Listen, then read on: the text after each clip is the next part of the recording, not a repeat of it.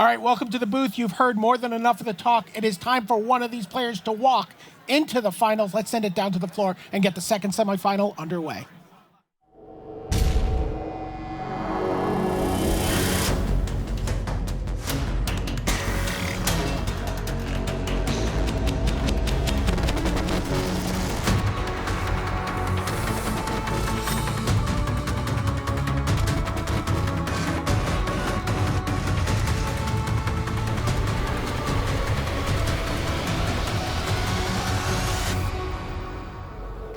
Hello and welcome to the second semifinal of the Magic the Gathering World Championships here at PAX in Seattle.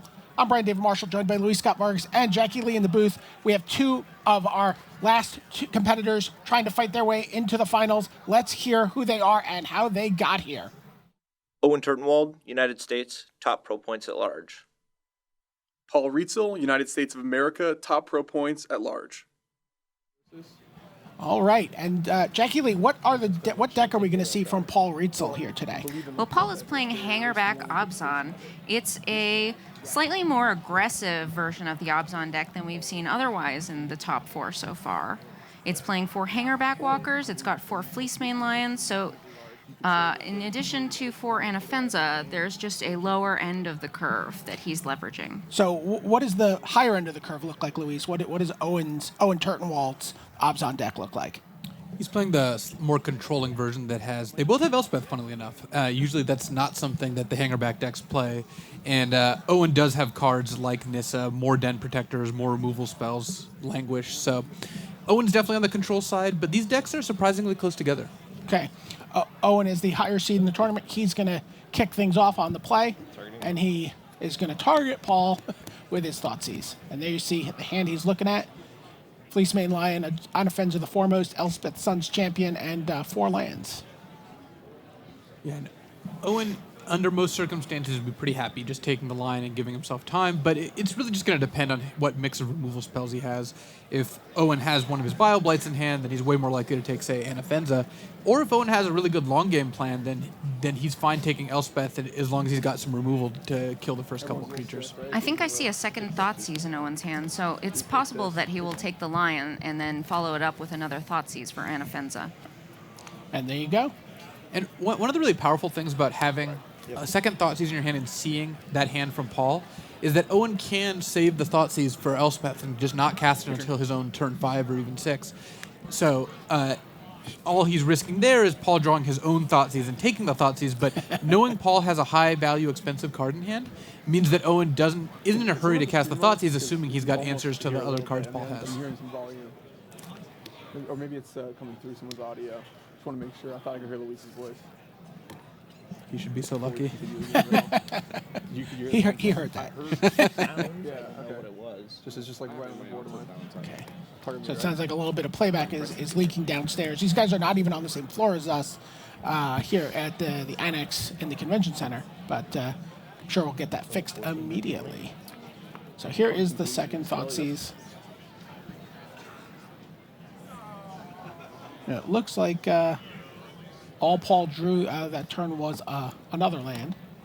So he is reduced down to just an Anafenza.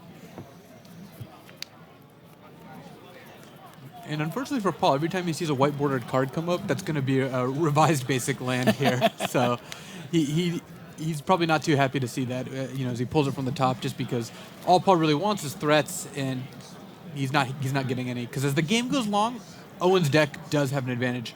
Again, because of cards like Elspeth and Wingmate Rock, Paul does have some good late game hitters, but Owen does have more of those cards.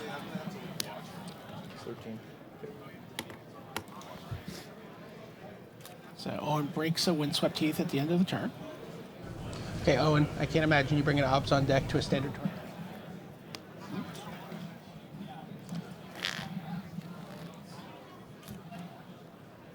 We did talk to these players about their sideboard strategies, and we got a little preview of that there.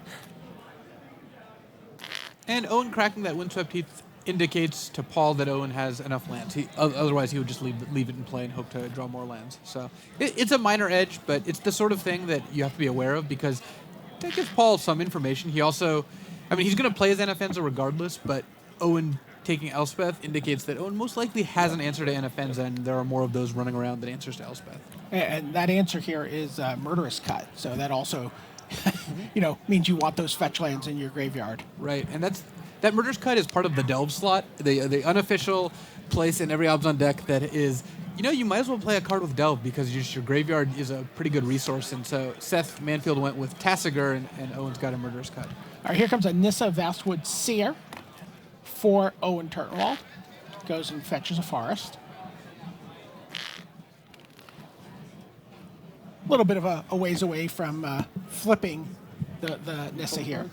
Yeah, a little bit far from that, but, in this Obzon Mirror, card advantage is quite relevant a lot of the time. So the fact that Owen has more spells in hand, is able to get a land, it's generally a good board advancement for him. Just keep marching towards Elspeth mana. And in this case, Owen's keeping Paul off Elspeth a lot more than the reverse, just with the pair of Thoughtseizes. And here is Anafenza the Foremost. This is one of the signature cards of the aggro deck, Jackie Lee. Yes. And it is the clan leader of Obzon. I'm pretty sure Siege Rhino has really carried the Siege the Rhino's votes to the win. clan enforcer Yeah. of Obzon. Yeah, but Anafenza is the foremost. See, she costs 1 fewer mana than Siege Rhino, so she comes out first. Pretty sure that's how she got her title. I don't know much about Tarkir culture, but... Yeah, but Siege Rhino does actually cost 4, so I don't know if she can really call herself the foremost. So here comes the Murderous Cut. And given that Owen doesn't have another card deck to play here, he's just delving as few cards as possible. Just might as well make his Den Protector stronger. Right, Delve being another reason to diversify the removal suite. He can, and sometimes you will Den Protector back a fetch land. That's one of the reasons he doesn't get rid of that. And he just needs one Thoughtseize in his yard to be able to get back. It's very rare that Owen's going to want to Den Protector back, a second Thoughtseize, Right. and having not cast the first one, because you can just cast the first one. So yeah, Yeah. the duplicate Thoughtseize not super valuable. And then you see Owen is holding the Den Protector. He also has a Bile Blight. And Rietzl, I mean, he's got nothing. Well, he drew an Obzon Charm, which is a pretty big card here because that's one of the few cards that actually literally just draws 2 cards. A lot of the cards in these decks have that kind of implied card advantage, but Obzon Charm, he's just going to fire this off to draw a couple cards, presumably. And here comes a Morph from Owen Turtenwald, which both players are well familiar with all the deck lists. They've been playtesting all night. He'll know exactly what that is. It's a very mysterious morph. Yeah, pre-deck lists, there may have been some chance that it was like, say, a Death Mist Raptor, Yeah. but there were not a lot of Death Mist Raptors in this tournament. I think Kentaro Yamamoto is the only person running Raptors. And the players all knew that they would have each other's deck lists before their match, so definitely the Den Protector was chosen for its powerful abilities and not the mysterious nature of the morph. Yeah, I have liked that morphs have seen a lot more play this time around over this last year or so, but the mystery of which one it is has still not really been all that present. Just because there are a couple that stand out so much that decks frequently just play one morph.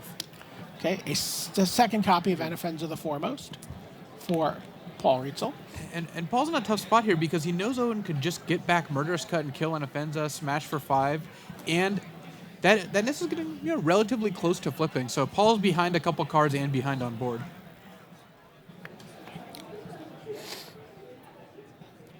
Yep, and that's what's going to happen here. Den Protector turns face up, gets its counter from Megamorph, picks up the Murderous Cut. And Owen picked up a Siege Rhino, so Owen's got some good options here. So it looks like Paul also picked up a Murderous Cut. So at the very least, Paul's going to be able to kill the Den Protector if he wants. In fact, he has incentive to kill it in response to Owen's Murderous Cut if Owen casts that first, because that way the Den Protector gets exiled by Anafenza, which helps stop any Den Protector recursion that might happen later in the game. And that looks like that will happen. There's Murderous Cut on the Anafenza. For full retail. Yep. So Will Paul return in kind here? I think he's going to want to cast it here regardless. I don't think he's going to take 5. The question is, do you kill the Nissa, which is going to be a much bigger threat in a couple turns, or do you kill the Den Protector, which is a bigger threat now? There's also more value in exiling Den Protector than Nissa just because of Den Protector recursion, but overall Nissa is long-term, I think, the bigger threat. It's a pretty close decision here. Yeah, he goes for the Nissa. And Paul, too, is very cognizant of what he leaves in his graveyard because of his own Den Protectors, which, again, something that the Hangerback decks don't always play. Yeah, and he leaves the Elspeth there to pick up another card they don't always play.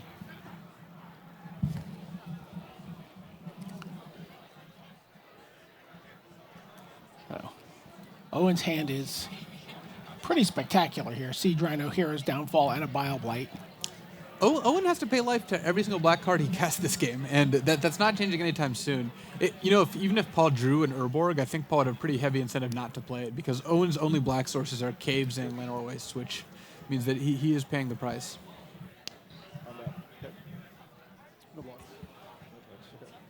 Yeah, between that and the Thoughtseizes, Owen is already at 11 here. Yeah, and he has had quite a lot of removal for all of Rietzl's threats, so a lot of that damage came from his own lands. Tapping a lot of black mana. All right, there's a Siege Rhino. Effectively gains him 2 life. Well, looks like Paul did pick up a Den Protector, so he's not quite out of it, except for the fact that Owen just has 2 removal spells in hand, so it's going to be really hard for Paul to stabilize regardless. Yeah, and Paul is at 4 here, so. Cards in the hand, huh?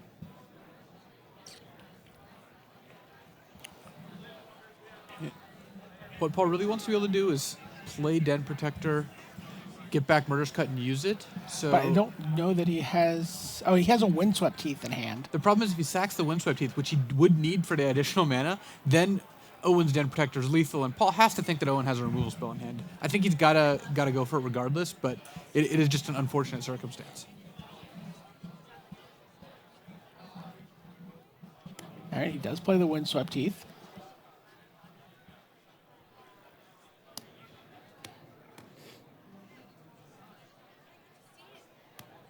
So he's going to need 2 mana to unmorph the Den Protector. And then you're going to have 2 mana left to cast Murder's Cut, which requires 3 cards in the graveyard. Though Paul actually has a different out here. He could get back Murder's Cut and hope Owen uses a removal spell pre-combat, but Owen doesn't really have incentive to do that. He just wants to attack with both his creatures first.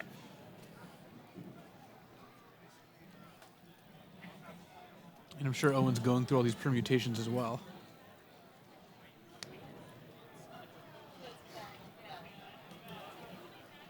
Yeah, one of the skills that's most important in playing Obzon is sequencing, because you have so many enter the battlefield tapped lands, scry lands. You have to plan out your turns with your cards all costing between 2, 3, 4 mana. So having so many choices over Paul at this point in the game, he's certainly making those decisions. So there's Hero's Downfall on the Den Protector, You're at 11. which puts Owen to 11. So it's actually kind of funny. Had Paul gambled by maybe playing a different untapped land, he could have used Murderous Cut without sacking Windswept Teeth, but because the Den Protector went to the graveyard. But now Paul has to sack the Heath to cast the Murderous Cut, which leaves the Den Protector as lethal. Right, because even though he can kill the Siege Rhino here, it's going to put him to 3. He's going to take 3 from the Den Protector no matter what. Right. Had Windswept Teeth been a Plains, he could actually cast Murderous Cut right now and fall to 1 off Den Protector. So it's kind of tough play to make, and it obviously relies on Owen having a removal spell. But I also suspect that had Paul had a basic land there instead of a Windswept Teeth, Owen may have not cast the removal, because Owen's capable of doing all this as well. It's on the board. All right, so game 1 goes to Owen. We'll be back with as many as 4 more games after these quick messages. In The Art of Magic the Gathering Zendikar, you can experience the danger and beauty of Zendikar like never before. This lavishly illustrated hardcover book features the award-winning Art of Magic the Gathering and gives you an insider's look at the secrets of Zendikar, its people, continents, and creatures. Available everywhere January 5th. Face unnatural disaster in the newest Magic the Gathering set, Battle for Zendikar. Join the battle at pre-release events on September 26th and 27th. Visit locator.wizards.com to find a store near you. So when we talked to these players earlier in the week before the event started, one of the things they really emphasized was their standard decks were so important because if they got through to Sunday, they were going to be playing as many as 4 games sideboarded. So they really wanted to emphasize their sideboards. We had a chance to talk to each of these players about how they were going to sideboard for this match after game 1. Let's hear what they had to say. Okay, Owen, I can't imagine you bringing an Abzan deck to a standard tournament without a plan for facing against the Abzan deck. What do the potential last 4 games of this matchup look like for you after sideboard? Well, no matter what, it's going to be close.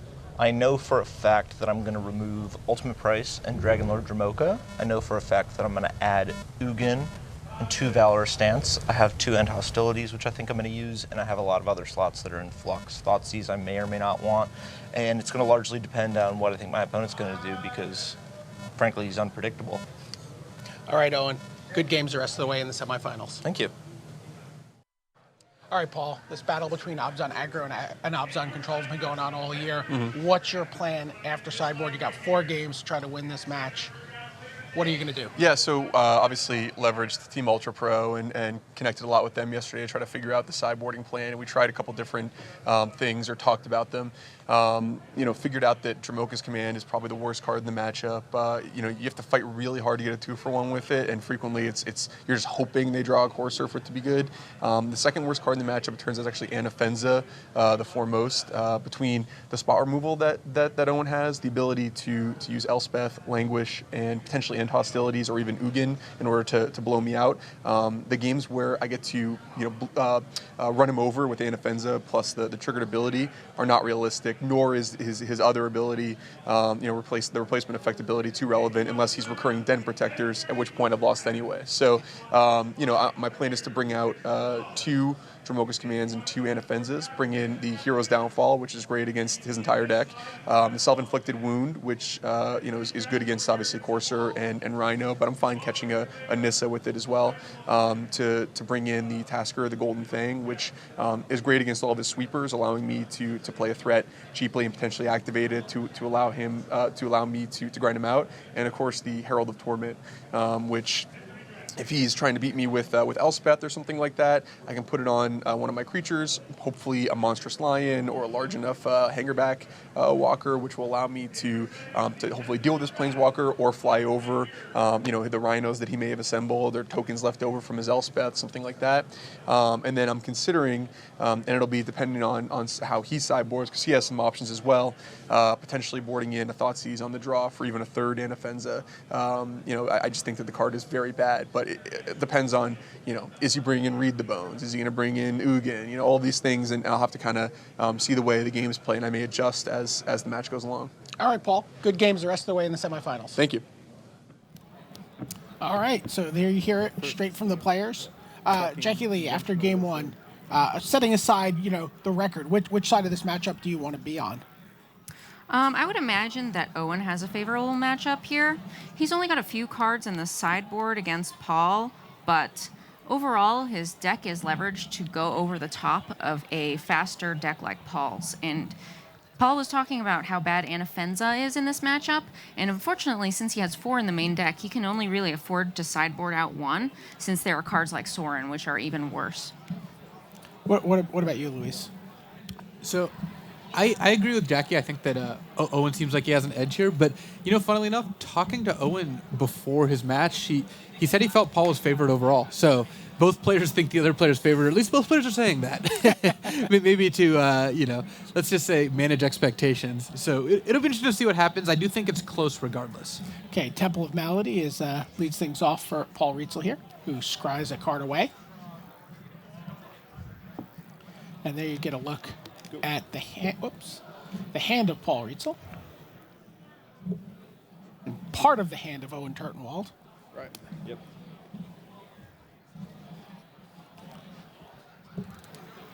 And you see Herald of Torment, Siege Rhino, the Elspeth Sun's Champion, Self-Inflicted Wound out of the sideboard, Abzan Charm for Rietzl. And Herald does seem like a kind of important card for a lot of the games Paul played. He is only playing the 1, but it does seem like it is crucial if Owen is going to stick something like Elspeth.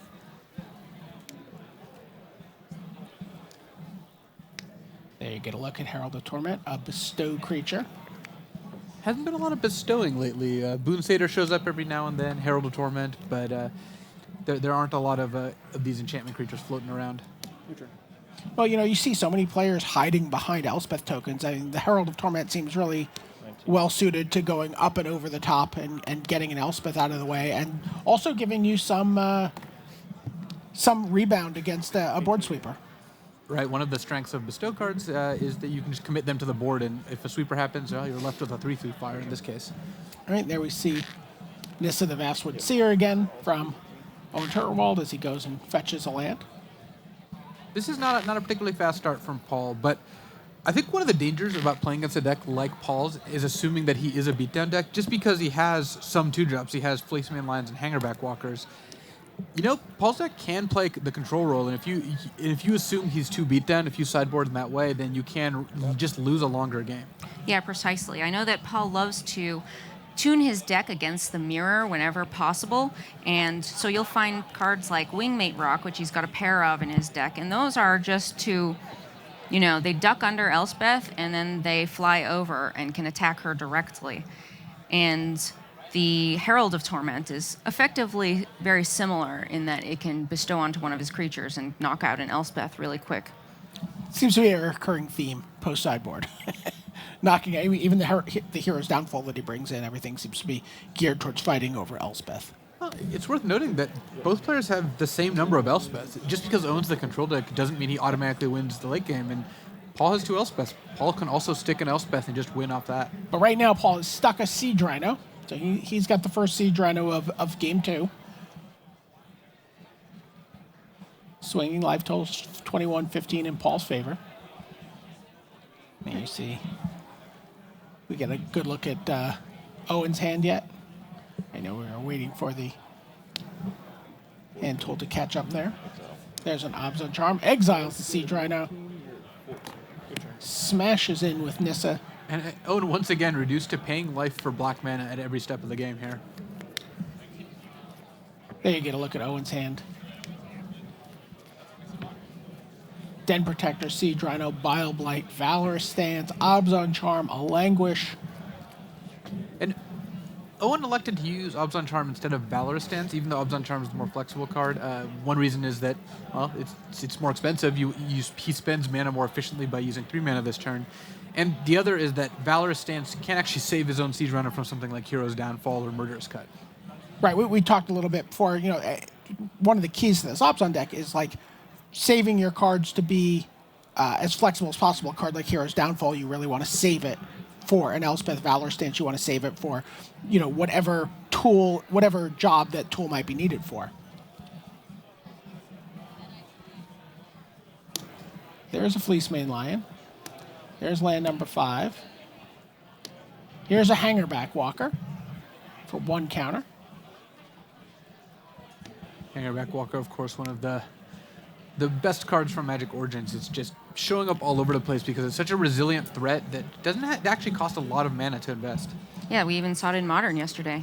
Yeah, did you know you were going to be seeing as much of this card, Jackie, when you were playtesting the set? I mean, we had some idea. We certainly played a lot of it in the FFL. Did you know that every clan from, we'd see Hangerback Jeskai, Hangerback Sultai, Hangerback Obzon, it's going to become this just such a breakout card in Standard and even older formats, as you guys said. Yeah, it certainly is very powerful. I still can't really figure out what it is, though. Here's a Siege Rhino, this time from Owen Turtenwald. He takes 1, gains 2. He has found a painless source of black mana, though he has his own Temple of Malady now. So he's sort of wriggled his way off that hook. And this turn, Paul's going to have a pretty nice play. I mean, he can drop Elspeth if he wants. He actually has a self-inflicted wound and a Hero's Downfall, it looks like, so he could just wipe Owen's board and just attack for a bunch. And he even has that Herald of Torment, which he didn't run out on turn 3. I think, anticipates it being a lot more valuable to just bestow it much later in the game. Right, well, there's not a ton of flying in these decks, so that that Elspeth is able to just clog up the board, and that's certainly what he was thinking about when he was getting it ready for a sideboard. So one advantage of clearing the board before playing Elspeth is that you don't run into Owen having some removal spells then attacking Elspeth directly. But of course, the earlier you get out of Planeswalker, the more times you get to use it, the more of an advantage it gives you. So it's kind of tough to balance those two things. So Jackie, I think you have some insight into exactly how these players have sideboarded. Why don't you tell us what Paul ended up doing? Did he stay true to his word from the interview? Yeah, so it looks like he's cut 2 Anafenza and 2 Dramoka's commands, since those primarily, the commands are quite bad against another Obzon control deck. He's added a Self-Inflicted Wound, a Hero's Downfall, a Tassiger, and a Hangerback Walker, since those will kind of allow him to push out the late game. And we saw 2 of those cards deployed this turn, Luis. Yeah, he did elect with the board wipe option. And it looks like he actually smashed for 3 and then just activated his Hangerback. Right, And because the fear is if you do that on your opponent's turn, they have an opportunity to respond with a removal spell, and then you only get 1 counter. right, we've seen a lot of main phase Hangerbacks just because it's much, much safer. And there's a Languish. Clears the board for Owen, sort of. Leaves 2 Thopter tokens behind. Yeah, but Paul's really happy with this turn of events because even his Languish was almost just a 1-for-1 because Hangerback left 2 tokens back. Now he gets to play Elspeth plus end up with 5 creatures in play.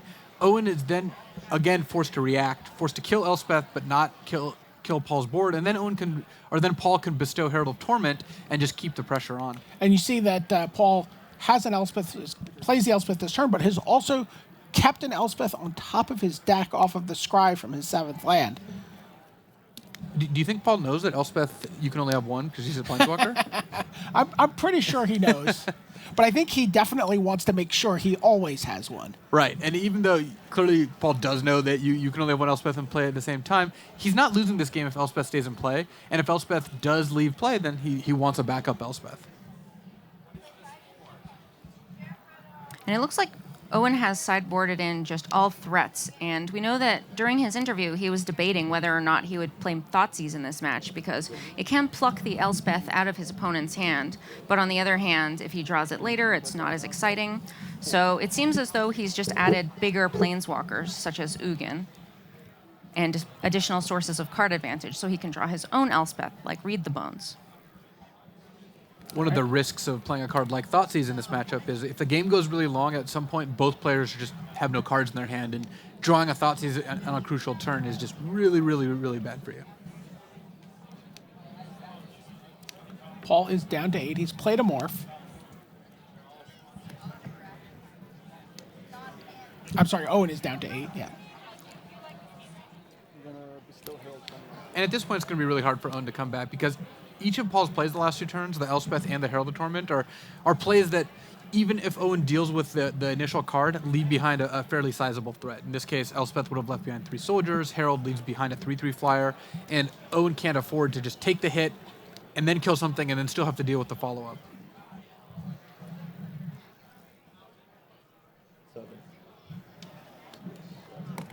So he goes to bestow the Herald of Torment. Bile-Blight takes out all the soldier tokens, but of course the Herald of Torment lands on its feet. And 2 Thopter tokens get in to take Owen down to 5. 3 soldiers jump into the front lines. And note Paul used Elspeth after that play just because of Bile-Blight. And also, I think he targeted a soldier because he'd rather have 2 Thopter tokens than 3 soldier tokens. The 2 Thopter tokens can attack more effectively. So he has lethal in the air next turn. So Owen has to find something right now, but we know that that's a Den Protector, so he can actually take out. I mean, Owen has. He also has a Siege Rhino, I believe, in hand. He has some decent options here, but again, it's just going to be hard to deal with the threats Paul's actually attacking Owen with, and Elspeth, which is sitting in play generating value. Right, without a Hero's Downfall or something in his hand, and being so behind on board, it's going to be very difficult for him to pull back ahead and deal with Elspeth. So he is going to actually get to clear the board here. He's going to get back Languish. And so Paul's decided what he wants to block with the Herald, but he's predicting a Languish, so blocking makes a lot of sense.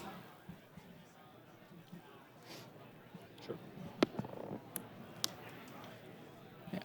And then Owen gets to clear the board of everything but the Elspeth, which is pretty crucial. She is the Sun's champion. It's now 4 or 5. Now Paul's actually drawn one of his other Planeswalkers, and this is one of the reasons that Paul has a more of an advantage in this matchup than some of the hangerback decks do. Is he's playing a lot of Planeswalkers. He's got the full 4 in the main deck, which that's more than most decks have, and it lets him get ahead. Like situations like this where he's just going a Johnny activate, Elspeth activate, and even if Owen deals with them, he's gotten some value. So a Johnny, Mentor of Heroes, of course. And since Owen doesn't really have a way to deal with one Planeswalker at this moment, this is going to provide him a lot of advantage over the course of a few turns. So there you see the Johnny, Mentor of Heroes. He comes down. Look at the top 4 cards. Yep. He's going to look at the top of his library.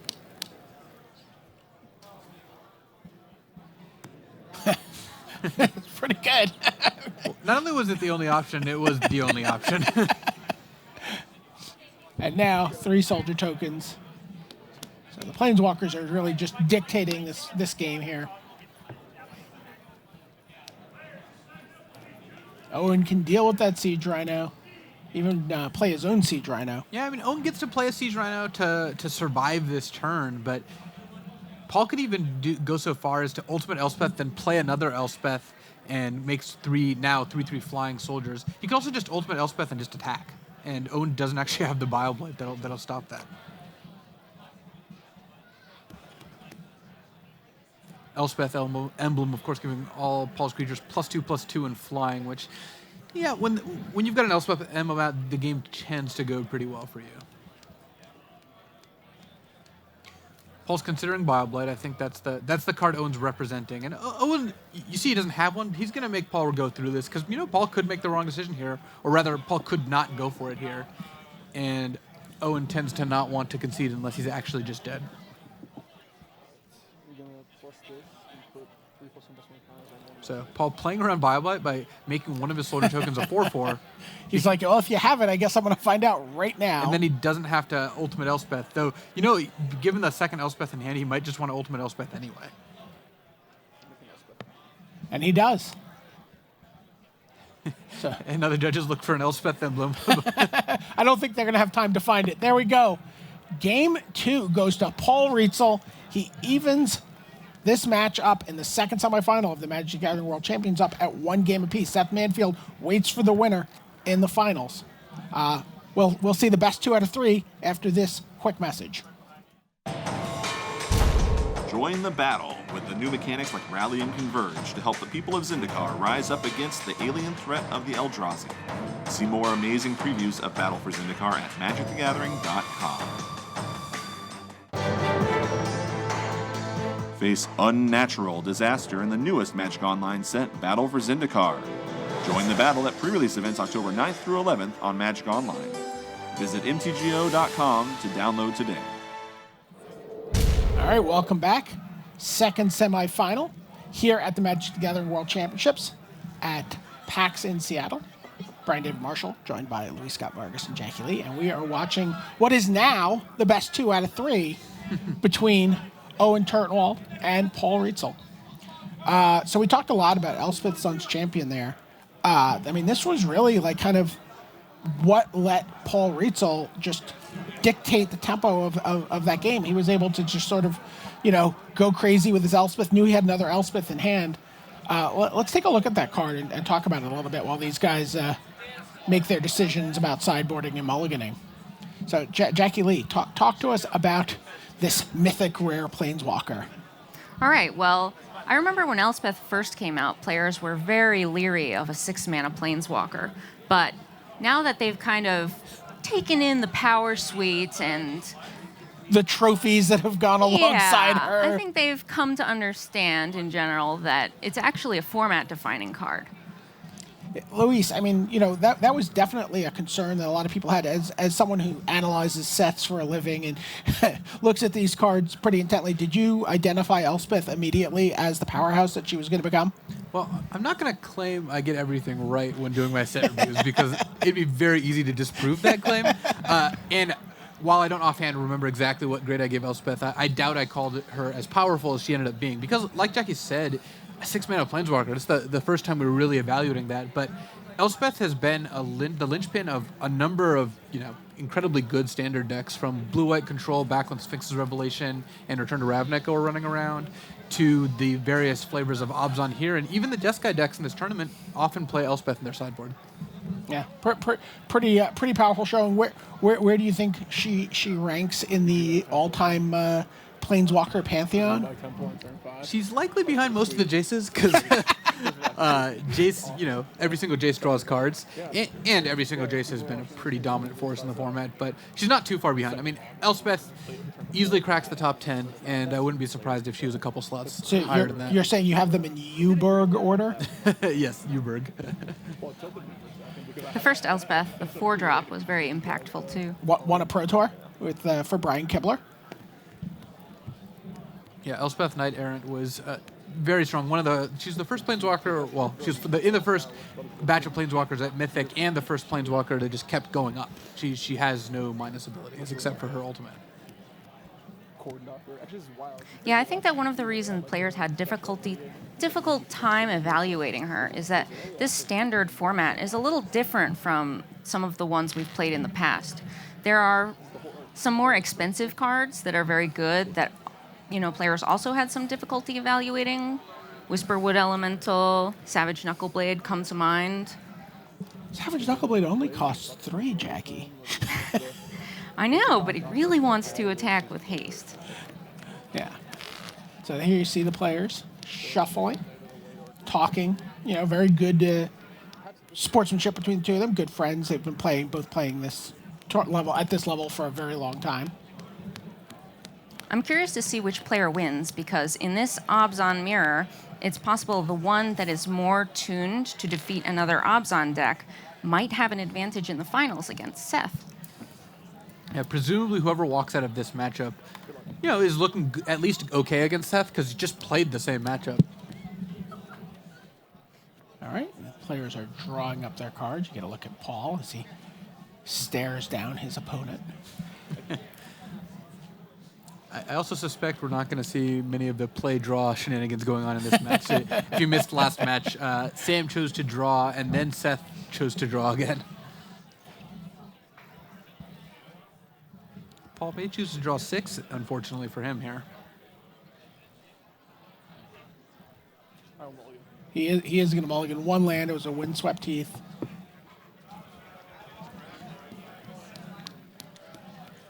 But Owen Turtenwald on the play has kept his 7. So it looks like Paul went to the Thoughtseizes here after game 2 from his sideboard. I think I saw one of those in his opening hand, and those were not in his deck either of the first 2 games. Right.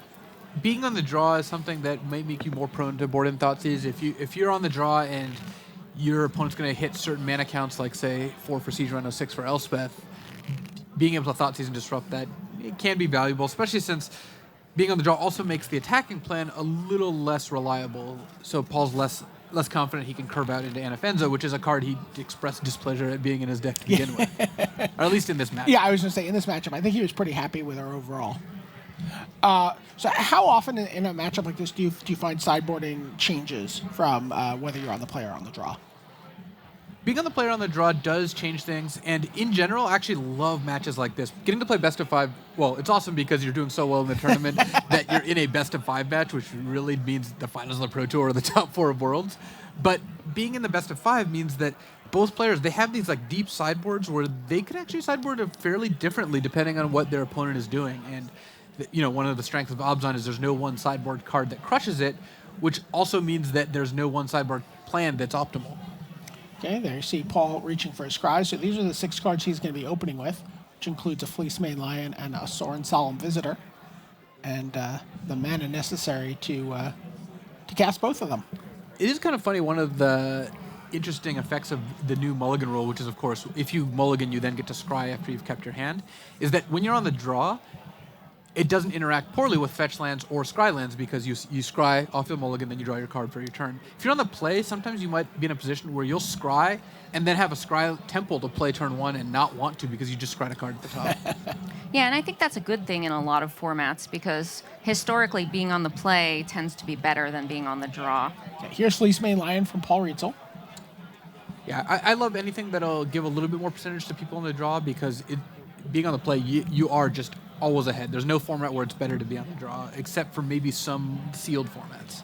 Well, some mirrors like this one, you'll find people want to draw, but in general, in the dark, you often choose to play.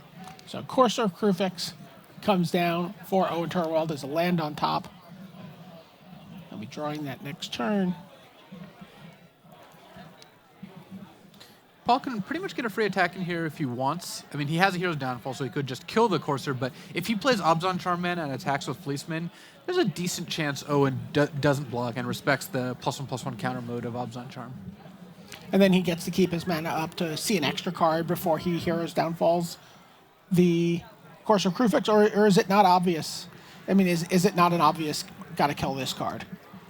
It looks like Paul's just actually going to not risk it, but let's say Paul didn't have the Fleecemane out, right, and he was going to cast Hero's Downfall this turn. On the one hand, if you wait till Owen's draw step, you do get to look at Owen's top card, but I actually think even though people default to doing that, you don't always want to do that, because what if Owen had a Windswept Heath in his hand, and now that Owen knows his top card, he has the option of shuffling away, or if he has a Temple. I think it actually gives Owen more control, and you should not just always want to look at their top card, because it reveals to both players. Uh-huh. Okay, well, Siege Rhino is the play for Owen Turtenwald here on turn 4. Generally a strong play. I mean, it's Siege Rhino, the foremost. The 4/5 most. Got at least one chuckle out of that. Okay, I'll take it. One chuckle, one grimace. I mean, who's to say? There's another Hero's Downfall.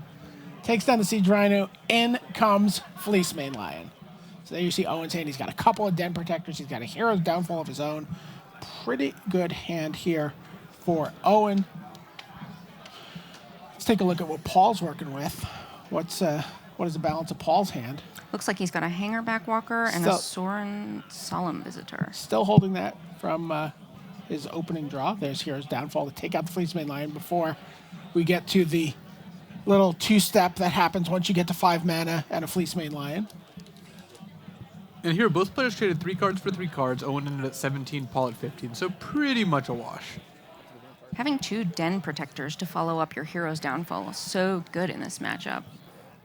So Sorin Solemn Visitor makes a 2/2 Vampire.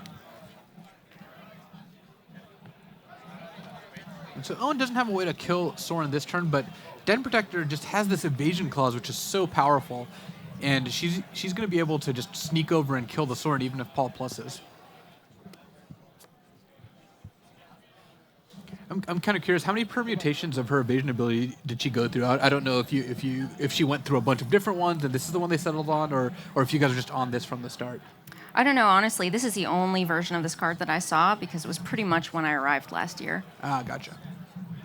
So Jackie, it sounds like Owen didn't really make any changes for his sideboard strategy, but we know Paul did. Do you have a sense of what his finished sideboard looks like? What he ends up going up in his deck? Looks like he added a Thoughtseize, Self-Inflicted Wound, Hero's Downfall, Tassiger, and Herald of Torment. And that's what he has in exchange for the 2 Dromoka's Command and 3 Anafenzas. So basically, he just took out 1 more Anafenza and brought in a Thoughtseize. That's the only difference since last time we checked. And he may swap that back when he's on the play. Right. But interestingly, only the 1 Thoughtseize. Yeah, well, again, you don't want to draw too many because they're not as good in the late game. Okay. Pair of face-down Den Protectors for Owen Turtenwald. You mean face-down creatures. Paul doesn't know what those are. Again, the mystery is fairly revealed at this point. You know, if Paul knows that Sorin is not long for this world, he might just cash Sorin in for another flying vampire, just because there's no real reason to plus it if you don't think that Sorin's going to survive. Card advantage being one of the defining things in this matchup. I could see a very strong chance that he does that.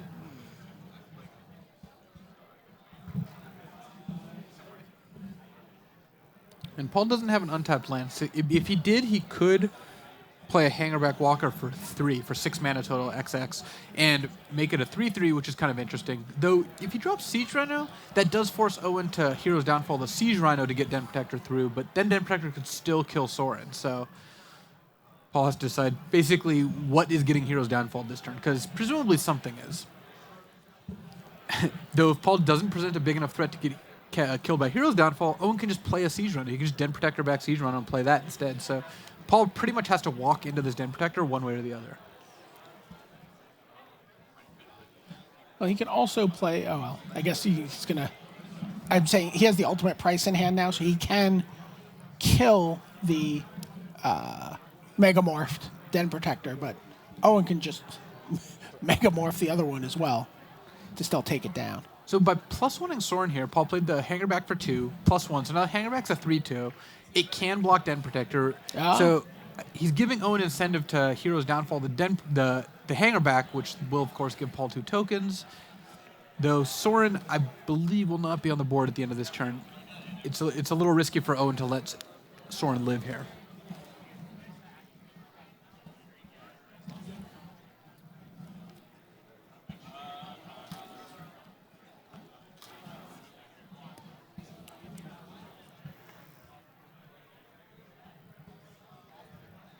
Is Owen going to cast Read the Bones here? No, he's going to cast the Vastwood Seer. He's going to go get his fourth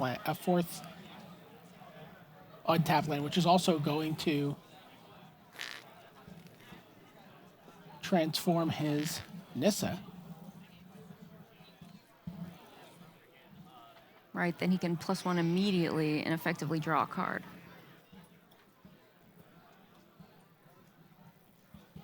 The +1 of this is actually Coiling Oracle, though. That I believe is not the best shorthand given how few people have actually played that card.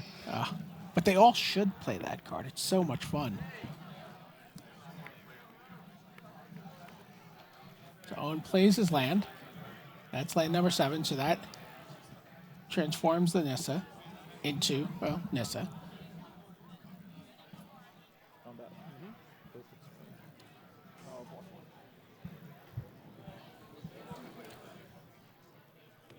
Up comes Den Protector. So Owen's just going to flip both his Den Protectors, choosing to trade Den Protector for Hangerback, but also kill Sorin, and then pull back Hero's Downfall and Siege Rhino, pretty much setting him up for next turn here. That is a pretty phenomenal turn for Owen Turtenwald. And does he want a random card, or does he want a 4/4? It looks like he just wants a 4/4. 3 cards, right? 4 cards. 3 cards now.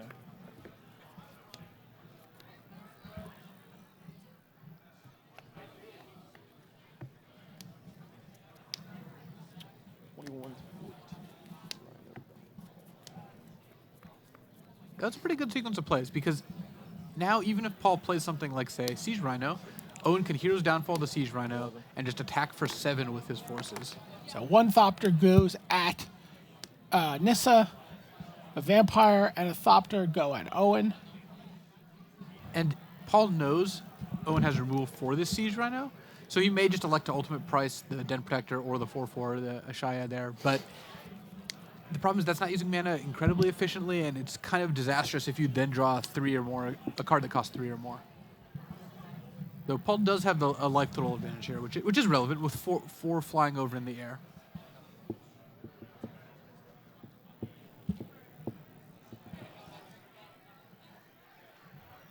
So it looks like he's going to opt for Siege Rhino here. Drops Owen down below 10. Goes to 8. Which It's not going to stay that way for long. No. Well, drawing the Languish is kind of interesting, because Owen could actually just attack with both and then Languish to wipe everything. That is one of his options. Even if Paul senses the Languish here, I don't know if he's going to turn down blocking. He might think there's an Obzon Charm coming.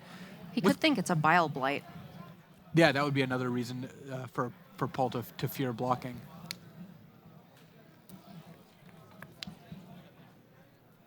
Owen could also just Hero's Downfall and play Siege Runner, but it looks like the Languish has changed his plan. I don't think he does this unless he draws Languish.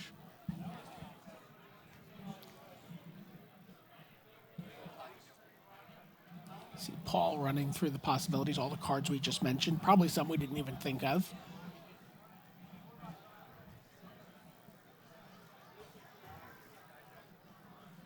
But Abzan Charm, Bile Blight, and the Languish, all probably on his mind right now.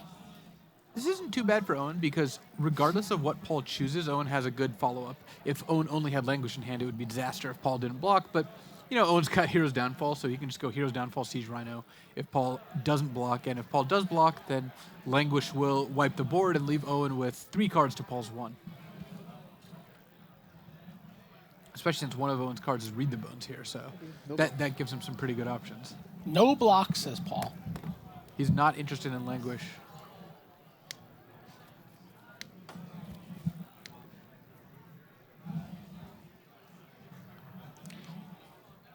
Now, how much of that is because he knows he has an ultimate price for that, for one of the green creatures? Well, Rietzl also only has 1 card in hand to Owen's 4, so presumably, if Owen were to Languish, he wouldn't have as much to increment his board as Owen would. I think if Rietzl didn't have the ultimate price, he would be a little bit more likely to block, but because of that, and because of Paul's fairly significant life total advantage, though, of course, the attack plus a Siege Rhino has narrowed that a bit. Paul really just didn't want to risk, Owen having a Languish and then ending up 3 cards, or 3 to 1.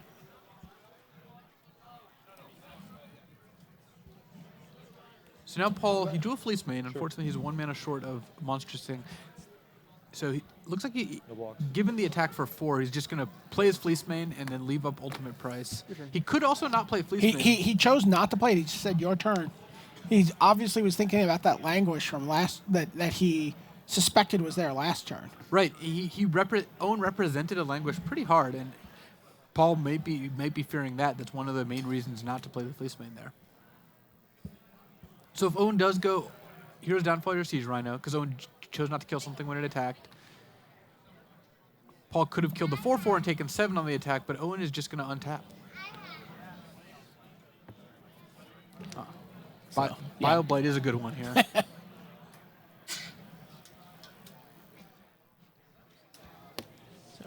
Hero's Downfall is going to clear the road. Takes down the Siege Rhino. In for 11. So Paul's well priced into killing the 4/4 here. All right, no blocks. No tokes. Okay. Takes down the token creature. Sure. Take 7. 7/7. And Paul takes 7. It's 7 apiece.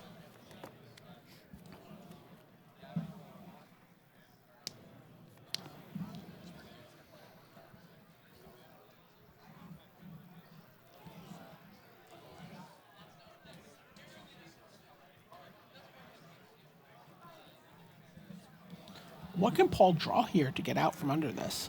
Just another Siege Rhino? Siege Rhino is just the best card to draw. And when you're this head of a life total race, obviously Siege Rhino is insanely good. I wonder if Owen's considering casting Read the Bones. It seems a little excessive to do so, but it is possible.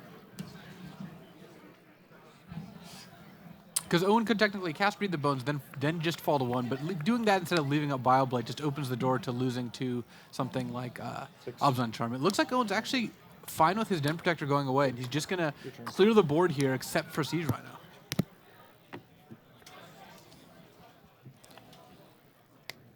So a Johnny Mentor of Heroes is the draw for Paul Rietzl. That is a very good draw.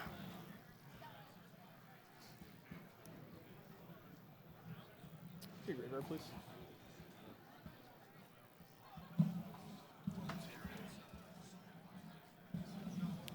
So Paul could play this Fleece Mane. Again, 1 mana short. If he had another mana, I think he'd be a lot happier because he could play and Monstrous Fleece Mane. He could also just play a Johnny plus to try to look for another creature. Doesn't develop his board that much, but a Johnny won't die in one hit from Siege Rhino. Paul is putting himself dead to Owen having another Siege Rhino, but it's going to be really hard to beat another Siege Rhino here. And if Owen had a Siege Rhino in hand last turn, there's a high possibility he would have played it instead of casting Language. And I know for a fact that Owen said yesterday he's never had 2 Siege Rhinos in hand in his life. He was pretty jealous of Paul's position in that last game against Martin Mueller. So there is the Ajani Mentor of Heroes. And given the amount of mana this costs and the amount of mana Fleeceman costs, it makes sense that Paul would do this play. Like, you really want to be efficient with mana. Even, this is like the second to last turn of the game, possibly. But Paul still has to try to figure out what gives him the most effective plays next turn. Well, how about a Tassiger? He hit a Tassiger? He did. That's incredible. That's one of the few cards Paul can cast off 1 mana. In fact, it might be the only creature in his deck he can cast off 1 mana. And he gets to slam Tassiger here. I believe it is the only creature he can cast. So Tassiger the Golden Fang comes off the top. And he passes the turn to Owen. So Owen does get to attack here because of the Bioblight. He also has the Hero's Downfall, so Owen has a wealth of options. And in fact, Owen has the breathing room here. If he really wants to, he could cast Read the Bones, though he may want to just attack Bioblight Tassiger if Tassiger blocks, and then Hero's Downfall of Johnny to try to keep Paul from finding anything else, particularly Siege Rhino.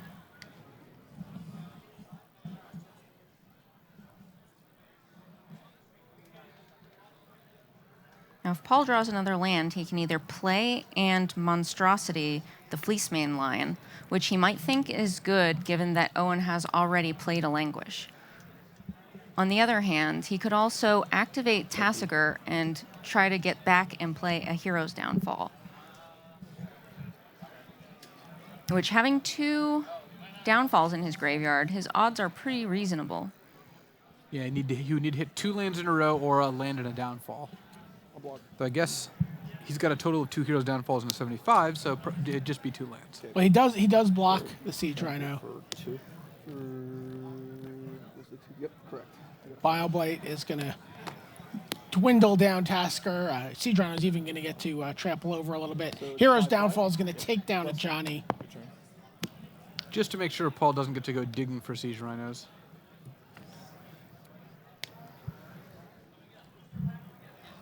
Den Protector. So Paul might be full on, I don't care if you have another Siege Rhino mode, and just play out both his creatures and just take the hit down to 1. He could, if he wants to start chumping, that is an option. Like, he could morph a Den Protector and play a Fleecemane and then just chump. Or he could actually even double block and let Owen kill one of them. So Paul's got some options, up to and including even playing and just flipping Den Protector, though he's not quite got enough cards in his graveyard to replay Tassiger for 1 here.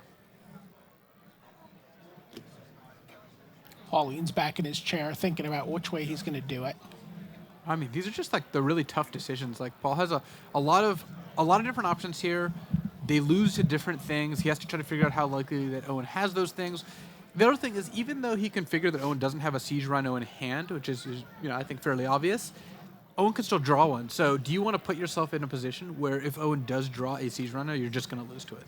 So if you have that, I'm just dead. There we go. You have that.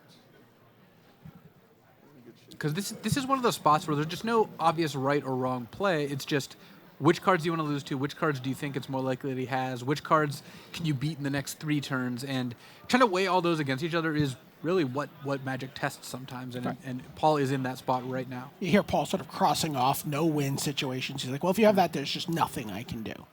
I think, one of the long-term best solutions, assuming that Owen just has nothing, is just to play both your creatures in double block. But I think Paul's satisfied with losing to Siege Rhino here. If Owen has a Siege Rhino, Paul is just okay with losing to it.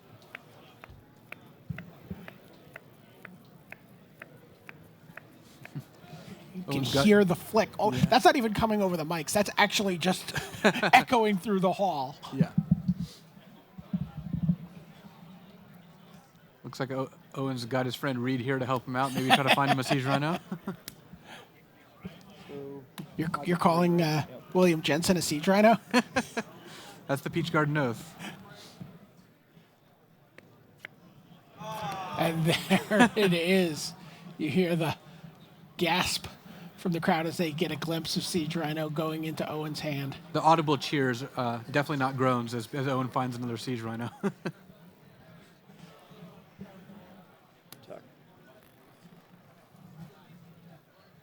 And Owen put both on the bottom, so Paul doesn't have any information besides that Owen has 2 random cards from his deck that presumably, are slightly better than average because Owen put 2 bad cards on the bottom, but he doesn't know that Owen put something on top.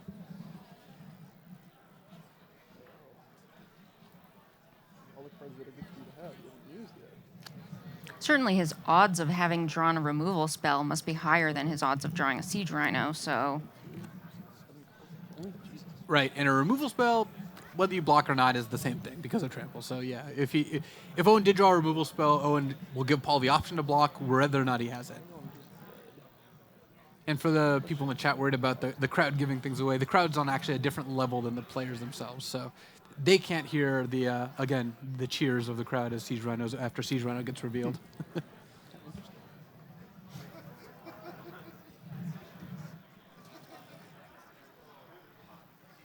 So Owen has to be thinking, what, Murderous Cut is what he's kind of worrying about right here? He could be worried about that, but Owen doesn't really have a whole lot of options here. I mean, he's just going to attack. What Paul has it. Owen can't stop that. And his Read the Bones didn't find anything that would change that. In fact, there's nothing Owen really could have drawn that would stop him from just attacking here, especially because, as we just said, trample killing a blocker means that you can just let Paul block first. So even if you find a removal spell, you're just sending that Rhino in. So Paul chooses not to block. Trigger. Yep, that was it anyway.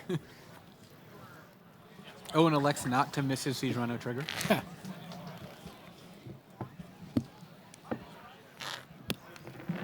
And we are going to go to game 4 here. I don't think we had any expectations of anything less than 4 games for this matchup. It doesn't seem like anyone was going to be able to take this 3-0 without some sort of, I was pretty bad luck there. Sure that they were going to play 5 games, 4 games, or 3 games. Yeah. Thanks, Luis. I was guessing 5. I think there was certainly some expectation that the match between Sam and Seth would, go 3. But let's take a look at Siege Rhino, the card that really closed that game out. And this has become sort of the year of the Rhino here in Magic. Since the first Pro Tour this season, it took the first Pro Tour trophy down, and it's just been at the top of the standings all the way through the year in all sorts of different forms for Abzan. Right. It's going to win. I guess it did not win the other Pro Tours, given that Mono Red, reared its ugly head. But Siege Rhino has taken down Worlds, took down the first Pro Tour, and is really just the backbone of Abzan. There's no Abzan deck that doesn't play 4 Siege Rhinos. The card is just absurdly good, and I guess as you see, it actually did swap costs with Anafenzo the Foremost. So, are you going to take credit for that one, Jackie? No. Though it would explain her name being the Foremost, like we were saying. Right. It fits so much better before. So this is one time when development really changed design's vision. Yeah, that's the card design side of the story. Yeah. Also, could not be countered was in the original design. That's terrifying. Yeah, those are the types of abilities that we tend to swap around on creatures that we predict are going to be played and constructed. So if we perhaps feared that some deck with counterspells was going to be too powerful, it's possible that was the reasoning behind initially that this couldn't be countered. That was also before my time, so I kind of just came in the tail end of it. So you came in and it was just trampling over you and killing you in playtest games. You're like, what the heck? And it's funny, the trample has been one of the biggest, because it's been in this deck with so much removal. You see all the time that trample is just like, okay, well, either you're blocking or you're not blocking. It doesn't matter. Either way, I'm going to trample over. And Siege Rhino is not a particularly top-down design, so you do have the freedom to put can't be countered or put trample or change the numbers because there's not not a particular flavor reason that it has to have or can't have these things. Right, exactly. So even though it was locked in when I arrived in R&D, I have seen a lot of very similar minor interchanges of text. So it looks like we're going to take a look at another big card from Origins that Owen is actually playing to great effect. Languish. Languish. This seems like a card that's just made exactly for the Abzan deck with their Tassigurs and their Siege Rhinos and their ability to put a couple counters on their creatures with an Abzan charm and sort of get out of the range of the -4/-4. Yeah, certainly we knew that this was going to be one of the most played cards from Origins. So you guys were worried that Abzan was going to be underpowered as we... Yeah, you just slot this in next to Siege Rhino just to make sure. Yeah, we were really hoping people would find the deck. Yeah, I mean, this card, it's kind of funny, though. I think in the past when we've seen, 4-mana Wraths, they've been, very almost like central to the deck. You see these kind of really like, control decks, playing 3, playing 4 copies of Wrath. This has been really like just fit into the removal suite, and you'll sometimes see 1, even 2, swapping around with Tragic Arrogance or other cards. Why do you think that is, Luis, in the way that these decks have been constructed? Well, I think that really speaks to the last bullet point there when it says that unconditional sweepers got moved to 5, so conditional sweepers could cost 4. And, we just came off of Standard that had Supreme Verdict for 2 years, and Day of Judgment before that, and even Wrath of God, in the not too distant past. With a Damnation tucked in there somewhere. Right, exactly. Those cards are so powerful that the decks that played them frequently just played 4. You could just build your deck around it, because you paid 4 mana, everything went away. There's no ifs, ands, or buts, or in the case of Verdict, no counterspells. Language is very different because people are playing Siege Rhino. People are playing cards that don't die to the unconditional removal. So now that it's become conditional, you definitely have to build your deck around it. All right, there you see the players looking at their opening hands. This looks like another mulligan here for Paul Rietzl. Right, and even with a Scry Temple as the only lands, let's say, keeping a one-land hand on the play still generally not what you want to be looking for, because there really aren't a collection of 6 cards that are so insanely good that you can afford just to find 1 land in the first couple turns and win. This isn't a mono red deck that can operate on a 1 to 2 land for basically the whole game. Paul also can't love that he boarded out 2 Anafenzas, and his opening hand of 1 land has 2 of the other Anafenzas. So how seriously is he thinking about this mulligan, or is he posturing for some effect? I believe he's actually thinking, because it is worth thinking about. This is an untimed round. He's not going to run out of time. But yeah, I think Paul will lean towards cashing this in for 6, especially now that you get to scry after you mulligan. That really tilts close hands into being a mulligan more often. I thought it was trying to do away with tilt, that rule. Yes. So Paul is going to mulligan. It looks like Owen has put his cards down. That means he's keeping his 7.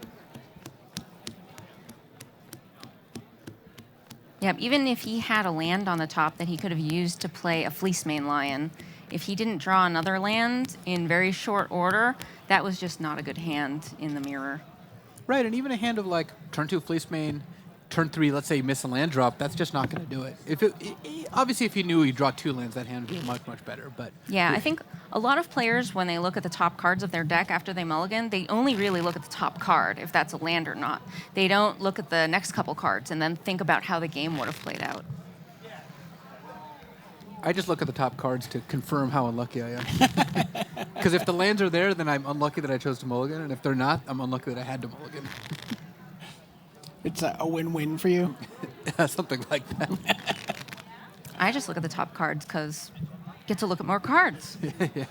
One of the stories I like telling at the Pro Tour was I didn't actually test in paper before the last Pro Tour, before Pro Tour Vancouver. So my first experience with the new mulligan rule was round 1 when I got to test it out live, which demonstrates how unlucky I am. Yeah, Paul actually missed a scry trigger on his mulligan during this tournament because he has been playtesting almost exclusively online. Yeah, I saw that with another unnamed player in this tournament. I mean, it's hard to get used to because you've been playing Magic, 5, 10 more years, however long it is, and you've never done this before. Right. Your muscle memory after mulliganing is play your cards. Yeah, there's a lot of muscle memory in paper Magic. All right. I tend to have more difficulty on Magic Online just because the heuristics you use are so different. All right, here are 6 cards for Paul. This looks very much like keep double Fleecemane Lion and Siege Rhino. Yeah. And 3 lands. That seems great. And I don't think he scryed after mulliganing again, did he? I mean, he's scrying with his temple, but He did miss another scry mulligan trigger. Yes. But that was okay. Well, if he kept on top, now he's pricing to keeping on top with Temple, just to prove he didn't need the scry. Just for appearance's sake. That's what's called doubling down. Well, he didn't push either of them. There's Fleece Mane Lion. Your turn.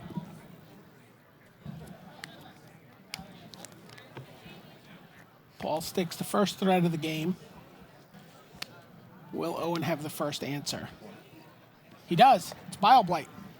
Fleece Mane Lion down. That does make things a little less nerve-wracking for Paul, because if you're Paul there, let's say Owen didn't cast that, you attack for 3, do you play the second line into a Bile Blight? The answer is probably not, but you always feel like, man, what if I could have just had 2 lines and played beating down? Owen removes all doubt. You just kill the line, then you play your second line, and everything proceeds. So here comes Nissa. And keeps the land flowing for Owen.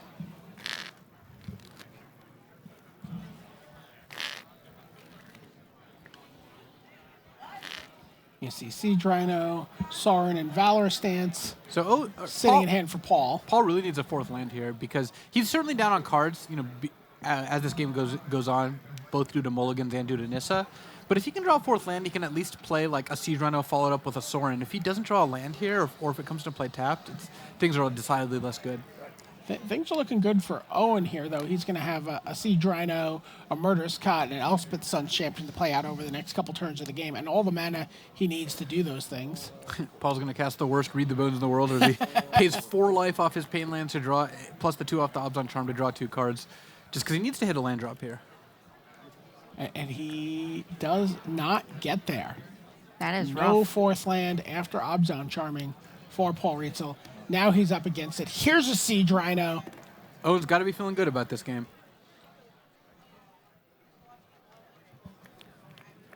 Draw, I see a white border.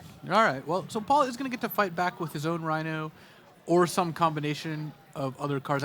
Even though he could Valor Stance here, I think, just dropping a Siege Rhino tends to just, again, I keep harping on this, but using your mana efficiently is really important. Paul's just in a position where he's going to cast 1 spell per turn most of the game here, and keeping Valor Stance so he can finally combine to cast 2 spells in the same turn is really, really important.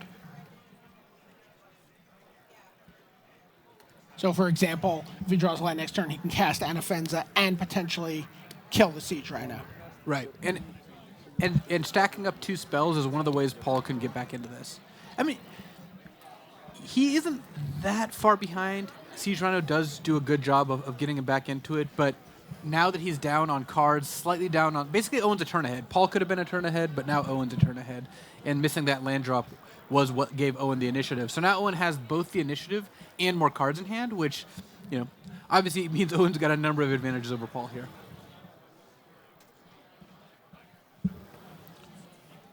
So when Owen attacks with the Siege Rhino, do you consider double blocking here?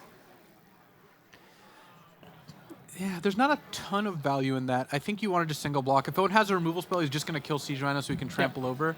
Throwing a Fleece Mane Lion to the Wolves or the Rhinos, as it may be, is just not really how you want to proceed in this game. So Bile Blight sort of clears the way a little bit. Yeah, well, Bile Blight clears the way for the Murderous Cut, so... Oh, sorry, yes. Murder, so he gets maximum value there. There you go. Yeah, Bile Blighting when 2 Rhinos run into each other is, well, it's a strategy. Yeah. I'm not sure I'd go that far. I guess technically it'd be when 2 Rhinos crash into each other. So, and this is the turn I was talking about. Owen gets to cast his Valor Stance and his Fleece Mane. And really hope there's not another Bile Blight lurking in Owen's hand. Well, he's exiled it, so he did just draw a Den Protector. Oh, but he has Elspeth Sun's Champion. Starts to gum up the board. 613, right? Yep. Paul is at 6. Ooh, Paul drew Wingmate Rock, which is one of his better cards. Obviously, he doesn't have a 5th mana here, so it's going to be tough for him to get to a position to cast it. But, yeah, Wingmate Rock is eventually how he might be able to stage a comeback. Elspeth putting Paul in a really tough spot, because one way to gain a ton of life here would be the Sorin +1 attack with both Fleece Manes, but Elspeth can then just -3 and kill both the Fleece Manes. They're just going to be 4/3s. Yeah, unfortunately, so many of his spells and also the Fleece Mane's activation costing 5s It's going to be difficult for him in this position.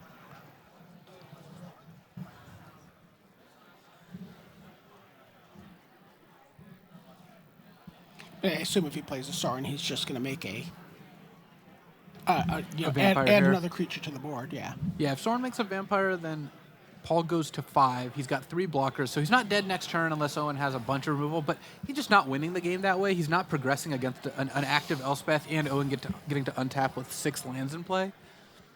So Paul's definitely in the mode of like, how do I get out of this? And I don't think the answers are very pleasant for him.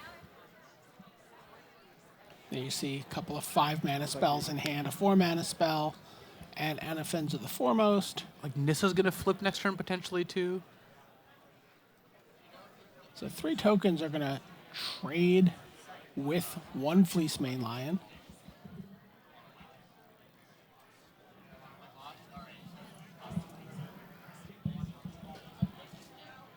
If Owen decides to push them all the way in front.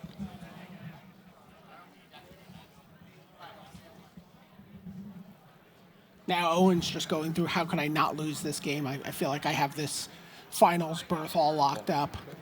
All right, no one's choosing the more aggressive route. He could have triple blocked there to try to trade for the line, but if he's planning on attacking next turn, then making only chumping with 1 is good. Okay, so here comes Sorin. Here comes a vampire. So you'll see that Paul left back a Fleece Main Lion to block to protect Sorin, because he's perhaps hoping that if he makes a couple of vampires, they can fly over and kill a flipped Nissa in a couple of turns. Kill a flip Nissa, kill an Elspeth. Well, Elspeth's pretty hefty. She's got a lot of loyalty, so you need a lot of vampires to deal with that.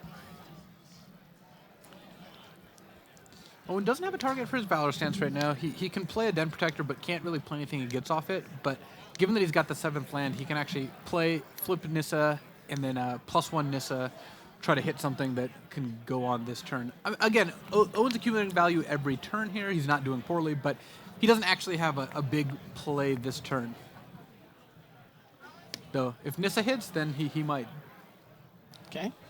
He could also just make an Elemental, but it looks like he's going for another card here. Gets to put a Windswept Heath right into play.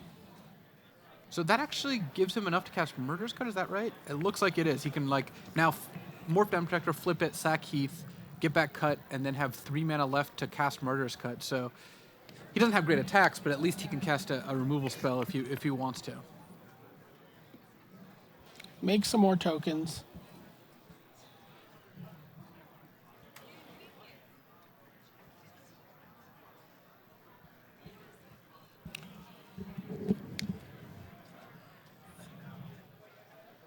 And of course, he's not forced into using Den Protector and Murderous Cut or anything like that. And clearly, he would like to get a Siege Rhino back, given the life totals. Yes. But he at least now has the option to, and it's good for him just to leave all his mana up and be able to do that, or even cast Valorous Stance. Now, what cards is he worried about from Owen at this point? Is it Rhino right there?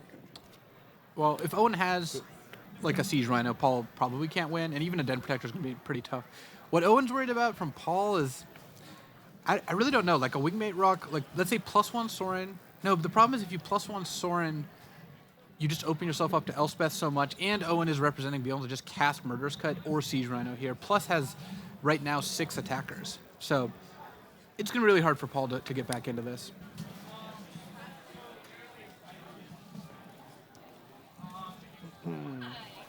We haven't seen the sideboarding from Paul, but if he brought in something like a Tragic Arrogance. Right.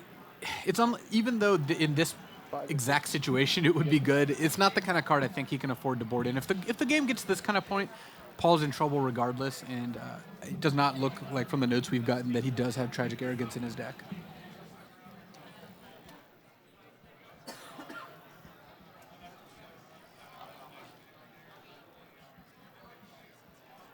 And Paul did draw Windswept Heath, so he does have the option of casting any card in his hand. It's just what they'll do is the problem. If he does +1 Sorin, he can get 3 life off the bat, assuming it doesn't get hit by Murderous Cut, and potentially 8 more life off the Lions. But at that point, he's just, his board position just gets completely destroyed because Elspeth has the option of minusing. Owen can actually just block the Lions. He can also Murderous Cut, and Owen's going to be able to swing back for a bunch. So I'm assuming Paul would play the Wingmate Rock.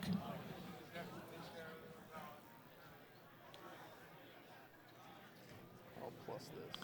Yeah, so Paul is behind on life, cards, and board position, but other than that, things are looking pretty good. Well, he's gonna get to pick up a little bit of life here. He is. He's now trading some of his board for some life because Owen, of course, is getting an advantage as each of these happen.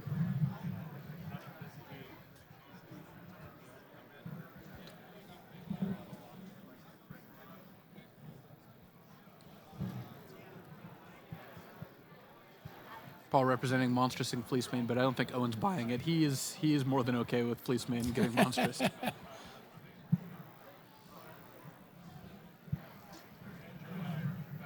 Ultimately just puts the Den Protector in front of one, face down Den Protector, and the Soldier Token in front of the other. We're going to see Den Protector get unmegamorphed.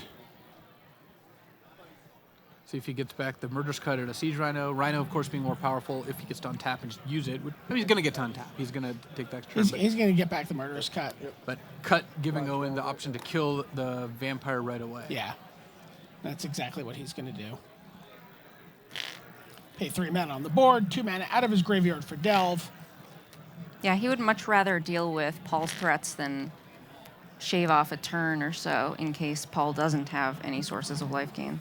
Yeah, this lets Owen build towards winning the game, whether it lasts 2 turns or 5 turns, instead of kind of being in on trying to win the game next turn. But yeah, opening the door a little bit for Paul to win the game if things don't go right. There you go. Gets the Murderous Cut back, delves the rest of his graveyard away, kills the Vampire Token, kills a Fleecemane Lion. Paul doesn't get to slam Wingmate. I mean, that's the advantage of this line.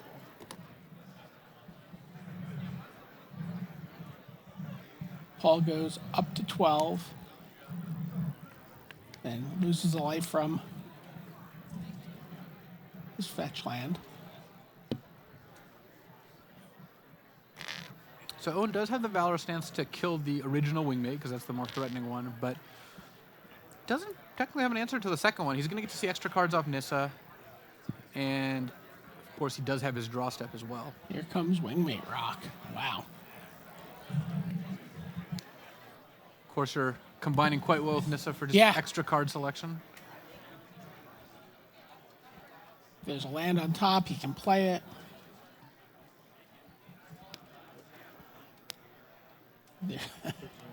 There's a land. He's not wasting a second there.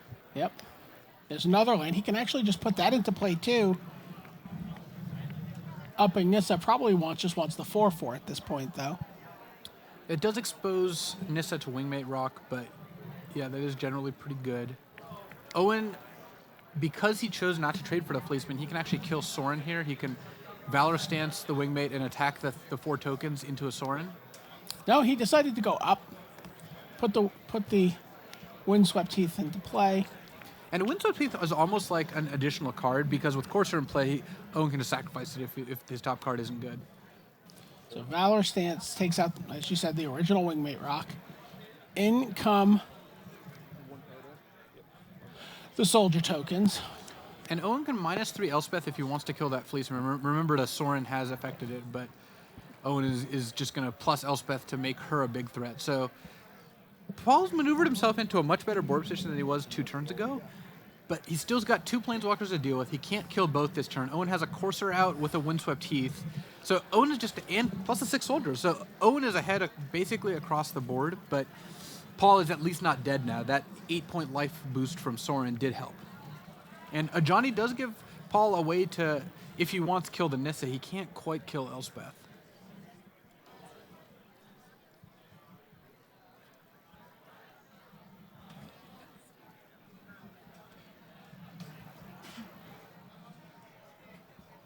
Paul fought his way out of a similarly tough situation to get into the top 4.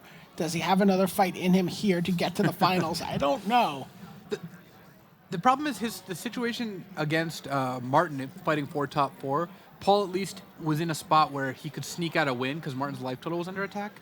Right now he's sneaking out a not losing, Right. which is it's certainly not the same thing. I mean, Paul can battle. He can try to negate Owen's threats, but Owen's really not that close to dying.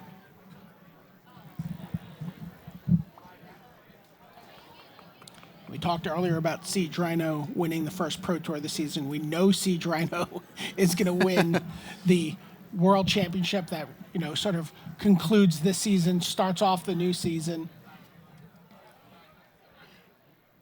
But which one will it be? The Siege Rhinos of Owen Turtenwald or the Siege Rhinos of Paul Rietzl advancing? Certainly looks for all the world that it's going to be Owen here. Well, we're not going to have Siege Rhino forever in Standard, so it's making the most of its time. But as we saw in the modern portion, people do play that card there, too. Here's a Johnny Mentor of Heroes. So, given that Paul's choosing to play a Johnny, I would expect him to redistribute some counters here. Puts them all on top of the Wingmate Rock token. Sends everything at it. Sends it all at a Johnny. Elspeth gets Elspeth down to 1 loyalty. He just can't afford Elspeth to ultimate, and this means that Elspeth can no longer minus to kill the now giant Wingmate. See if Owen sacks Windswept Heath on his upkeep here to avoid drawing Courser of Crufix. It's an interesting choice because if he saves the Heath, he can also use it before he draws off Nissa, so in a sense, he can get an extra shuffle there too, but he's just going to go for it. Courser does not really do a whole lot for Owen right now. Owen's in such a good spot because so many of his draws are just incredibly good right now, and he's going to get to draw on his turn, then play land off Courser, then +1 Nissa. So he's got a lot of looks to find a removal spell or another big threat. Even a card like Read the Bones would be awesome given how much mana and life he has. Yeah, he's got a lot of free abilities that definitely interplay very well with one another.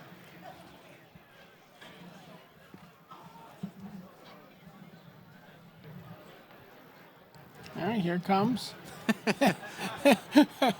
Why even bother? Oh, there we are. But there is a Read the Bones. So he can just put that Read the Bones into his hand with the first ability of Nissa.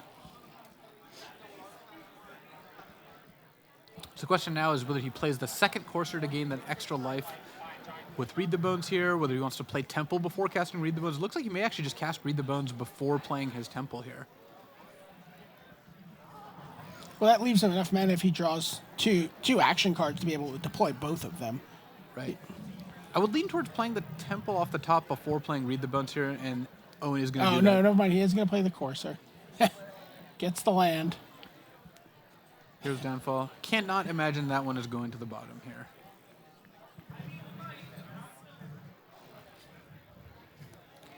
Here comes Read the Bones.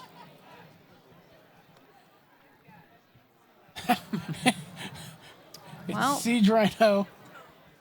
Paul can do nothing but shake his head. yeah, he's in an unfortunate position already because his Planeswalkers, the suite that he has, they're not as adept at affecting the board as the ones that Owen has in play. Owen has like 3 times the permanence that Paul does. So it's going to be tough to imagine Paul getting out of this. Owen just sending straight at Paul. He's not even worried about that at Johnny. With Siege Rhino in hand, dealing 7 damage to Paul, putting 3 more tokens into play, having 2 Coursers and 8 tokens, 2 Planeswalkers out, a hand of a Siege Rhino, and an Abzan Charm on top of his deck. Owen's in one of the best spots you can get in Magic. You're playing in a high-stakes tournament. You're going to win the game, but you get to keep playing the game, knowing you're going to win. It's really fun. Hero's Downfall. A little too apt for Paul Rietzl's taste here.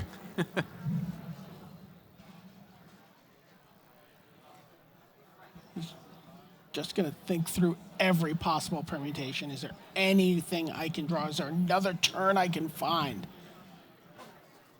Might as well look with the Johnny. And that's what he does.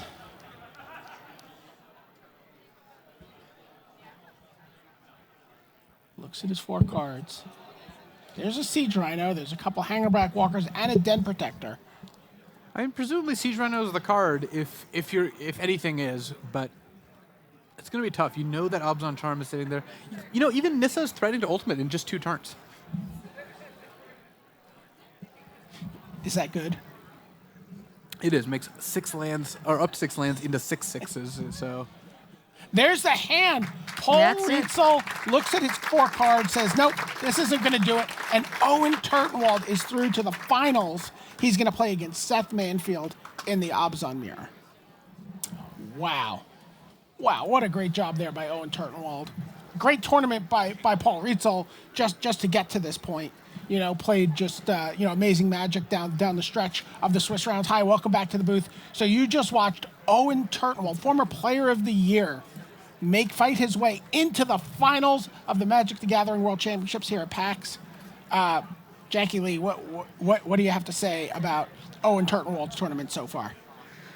It's been really good. I mean, he has kind of squeaked through every format so far, but he's made it this far into the finals in Standard, which is the format that he's practiced the most. So given his goals for this tournament, I think he's potentially in a very good position. Yeah, he's gonna be playing against Seth Manfield, the tournament leader. He's dropped 1 match all weekend so far. We're going to get back here as soon as possible to bring it to you, but in the meanwhile, I'm going to send it back to the news desk. Thank you, BDM. Welcome back to the news desk here at PAX. I've got Randy Buehler, Ian Duke, myself, Marshall Sutcliffe, and exciting stuff down there in the feature match area. What stood out to you, Randy, as we saw Owen Turtenwald advance to the finals? I mean, look, Paul played great. Owen has also been playing just flawless Magic. I actually was really struck by the conversation you had with Owen, which we played right before that match, where, for a while now, people have been saying, Owen's been hearing from his friends, from his peers, yeah, we think that guy, he might just be the best player in the game. And I think Owen believes that, but at the same time, he knows he hasn't actually proven it. Yes. He wants this world title. He's got his Pro Tour Cup top 8s. He's got his Grand Prix wins. He wants this title to really say, yeah, you know what? I am the best player in the world right now. That for me just summed up everything that's going on today. Yeah, what about you, Ian? What did you see down in the feature match area that stood out to you? Just some of the finest Magic I've ever seen played before. So tight, right? Both players played excellent. Every single one of those games was, a real game of Magic that could have gone either way. It was involved, lots of decisions for both players, and just absolutely world-class play on both sides. Yeah, it's a real pleasure to watch. When you watch as much Magic as we do, and I'm sure everybody here does, you get to see that super tight technical play over and over again from great players. It's a beautiful thing. What I want to do here is I want to set the stage for how we actually got here. For those of you just joining us, I want to kind of give you an idea for our bracket. This is going to show you how the semifinals went and how that whole thing got set up. So why don't we bring that up here, and you can take a look. We had Seth Manfield versus Sam Black. Now, we saw this, Randy. Seth thought that he was favored. Sam agreed, and it kind of played out that way as well. Yeah, no, Abzan Control, it's a matchup Sam wasn't expecting a ton of when he brought that White Devotion deck to battle. And, I mean, he got the 4-0. He got through to the top 4. He beat that deck once in the Swiss, but matchup did look kind of lopsided, especially with Seth having a day to prepare for the fairly rogue strategy Sam brought to the table this weekend. That's right. So that saw Seth Manfield take his spot in the finals. Now, in the bottom half, we just watched this live. This was Paul Rietzl versus Owen Turtenwald. Ian, 2 Abzan decks, a little bit of different flavor from each. Yeah, Paul's deck being a little bit more aggressive than Owen's. We here thought that Owen had the slight edge in the matchup, but as we saw, both players kind of saying, well, I think my opponent's going to win, or kind of as like a nod to the mutual respect they have for each other, both feeling like they were at the disadvantage. It's kind of interesting to see that. Yeah, that's not uncommon. Yeah.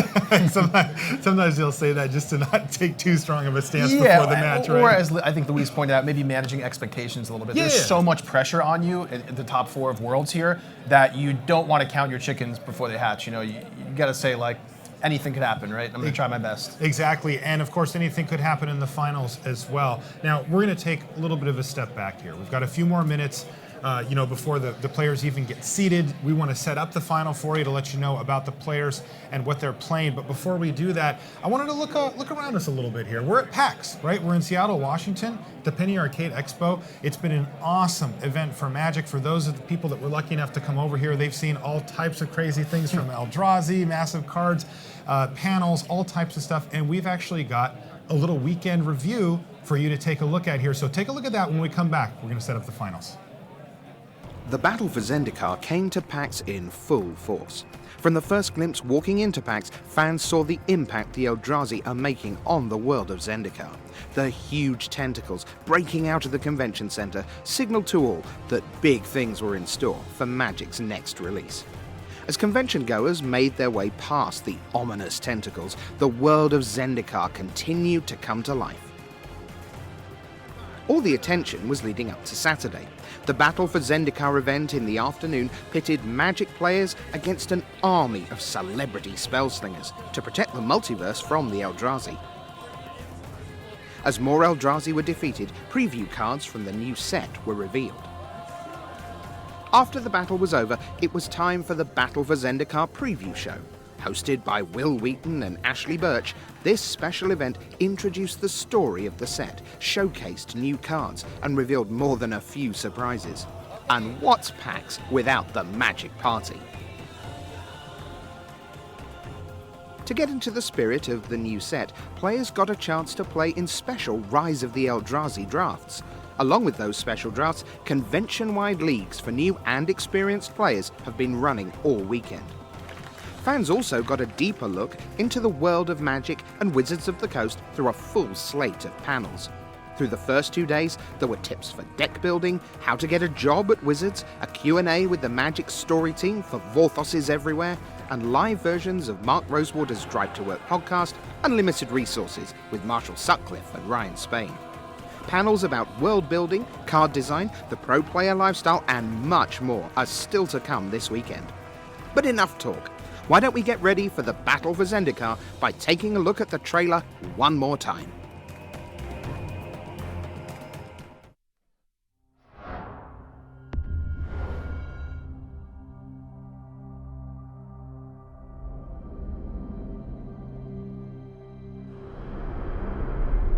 Our world is a place of beauty and danger. It is equal parts adventure and disaster. It is Zendikar, our home, and it is under siege. Monsters have emerged everywhere. Some say they have been here all along, trapped. But I say they are not of this world, and it is we who are trapped. They are spreading across Zendikar, killing and consuming. Left unchallenged, they will leave our home a wasteland. But Zendikar has its defenders, heroes who fight to save this world from the forces that threaten to destroy it. We all must find strength in one another. Only then can Zendikar be saved. Now is the time to face this alien threat, to take a stand, to battle for Zendikar.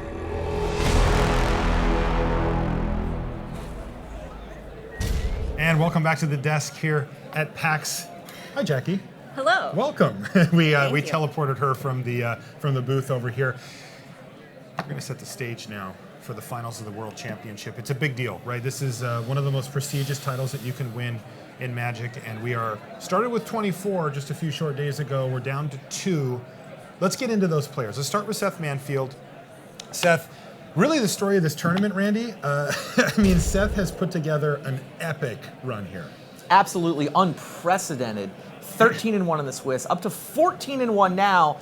But you know, he's got to get this one, or it's kind of like, yeah, but you didn't win the tournament, right? Yes, it's exactly what it's like. And it's interesting, you know, you can take a look at Seth's lifetime totals here. He's actually been playing for a really long time, and he's only 24 years old. Yeah, you look at those titles, though, this guy's a closer. He's a closer. 5 Grand Prix top 8s. 3 wins. Right. He's been in elimination matches before, and his record in elimination matches, I mean, small sample size, obviously, but he's really starting to develop a reputation as a guy who closes and finishes and wins the title. That's right. Now let's take a look. Now you guys are going to get a kick out of this. Let's take a look at his round by round results. He did lose to Martin Dang, so Martin can be proud of himself for being the only one to knock off Seth in this entire tournament so far here. But he 6-0'd both of his drafts. He picked up 1 loss in Modern, and he 4-0'd Standard. Like, pretty unbelievable stuff. Yeah, I mean, not much to say other than he's just been unstoppable the entire weekend. Yeah, he's been really unbelievable. And you know, does this have a historical element to it here? I mean, look, it's certainly reminiscent of the run that Shota Yasuoka went on a couple of years ago. And look, it's no cakewalk here, too. He beats Yu Watanabe twice on day 1. He beats Owen Turtenwald twice on day 2. But you know what? When Shota made his run at the first of these New World Championships, he lost in the finals, and he lost to a guy that people were starting to think, you know, that guy just might be the best player in the world, right? It was Yu Watanabe on the other side of that, knocking off Shota. Maybe Owen's going to have history repeat itself here a little bit. It absolutely could be the case. Now, let's take a look, though, at what Seth has brought to the battlefield. We saw that he played against Owen in this format. This is Standard, of course. Let's take a look at his deck list. And, Randy, what is Seth running here? This is Obzon Control. I mean, it's been around Standard ever since Siege Rhino was printed. You know, the good green, black, and white cards all kind of shuffled together. It's heavy on the Planeswalker side of things, heavy on the removal side of things. It's not the most aggressive deck in the format, but it just has answers for everything the opponent can bring to the table. Yeah, you can take a look at the list here, and this is the slowest version of Obzon that we have in the field here. And, well, he's going to be going up against his opponent here, Owen Turtenwald from the United States. Now, Owen, you know, you just mentioned it, Randy. A lot of people call him the best player in the world here and there over the last year or so. I mean, he had a very long stint at rank #1 in the world as well. But there have been some times down the stretch where he hasn't been able to quite close it out, and I think he really, really wants to finish here. Let's take a look at Owen as a player. We can look at his player profile here to get an idea for his career. He is a lifetime Magic player, and somebody who's really been around the game since he was young. I mean, I think he was 11 or 10 when he started playing. Yeah, he's been playing for ages and ages, and really in the last 3 or 4 years or so, he's been very much in the conversation for, as you said, best player in the world, really at the top of the game. And this year, you know, as you mentioned, he's had a little bit of trouble closing things out. He's had a quiet year, but of course, a quiet year for Owen is quietly accumulating one of the most, top pro points in the entire world and making it back to the World Championship. So we'll see if he can kind of put an exclamation point at the end of this season. Now, his route to the top 4 and ultimately to the finals wasn't quite as clean as Seth's, but it was up there, right? I mean, he really did have one of the better performances. Let's look at his round-by-round performance here, and you can see that he actually started the tournament off with a loss to Paulo, and then picked up a 2-1 out of that first draft as he moved into Modern. He went 3-1 there, so nice and consistent. Another 2-1, and then he went 2-2 to finish it off in Standard. But, a solid finish here, 9-5. Looked like it was going to get a little close, but he ended up making it in, pretty cleanly there. Yeah, I remember talking to him after round 9 in the Origins draft. He loved his deck. He had like 5 rares or something, this awesome black-white deck with Demonic Pact. Really confident in it. He said, if I can win this last round against Seth Manfield, I'm like 95% chance to make the top 4. Because he figured, 2-2 in Standard, that's easy. That's the format he's been preparing for the most. He ends up losing that round to Seth, and then stumbling a little bit in the Standard portion, and finally losing the last round to Sam Black. He actually ended up making it in pretty comfortably on tiebreakers, but there was still that moment where, what if he had kind of fallen off the cliff here and ends up not making the top 4? But he did. Yeah. That didn't stop him. He made it in here. Let's take a look at his deck list. It's going to look familiar here. So Owen has been playing Obzon whenever he can, basically since it's been in Standard. And what do you make of his list here? I mean, this looks like a pretty slow list as well, Ian. Yeah, it's really comparable to Seth's. They differ in only a handful of cards main deck. Some of the key differences here, Seth has a 3rd copy of Elspeth, Sun's Champion, while Owen only has 2. Owen's extra top-end card is a Dragon Lord Dromica, which isn't going to be as effective in this matchup because it's still answered by a 1-for-1 piece of removal. Few variations in the removal suites here. Seth has the Tragic Arrogance, Owen does not. I think that the bigger differences maybe come down toward the sideboards. We can talk a little bit about that later on. Yeah. Hi, Jackie. Hi. So this is your first run at coverage here. You've seen these games from over here at the news desk. You've been down in the feature match area and, of course, in the booth as well. What's really impressed you about our finalists here? Well, I was talking with them before the tournament, and just hearing both Paul Rietzl and Owen Turtenwald say they were so confident that they were just going to top 4, even win the tournament, that was really exciting to see them actually make it up to the final stage. And I know that Paul said beforehand that he really wanted to face Owen in the finals. And although he didn't get to do that, he did get to face him in the semis. So I at least enjoyed seeing that happen. Yeah, that's pretty great, the called shot. I actually, you just reminded me of that, Jackie. I bumped into Owen on the way over here in the elevator. And I said, how are you feeling? And I'm not talking about today. I'm talking about Thursday, like day 1. And he's like, I'm going to win it. And he has told me that on occasion,